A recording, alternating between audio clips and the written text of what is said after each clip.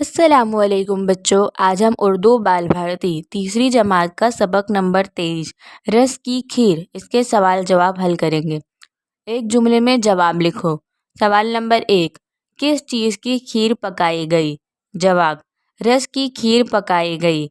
सवाल नंबर 2, रस किस बर्तन में डाला गया? जवाब, रस हांडी में डाला गया। सवाल नंबर 3, खीर पकते वक्त कैसी आवाज़ आ रही थी? जवाब, खीर पकते वक्त खच-खच की आवाज़ आ रही थी।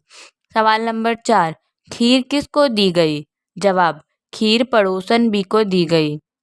नज़म पढ़कर खाली जगह में मुनासिब लफ्ज़ लिखो। नंबर 1, रस की हमने डैश पकाई, खीर।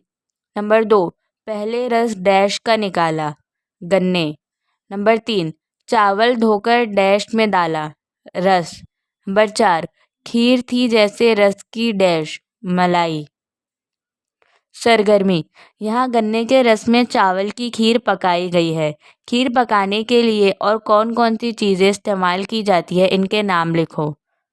चावल, चीनी, दूध, बादाम, काजू, पिस्ता। तो यहाँ हमारे सवाल जवाब ख़त्म होते हैं। अगले वीडियो तक अल्लाह हाफ़िज़।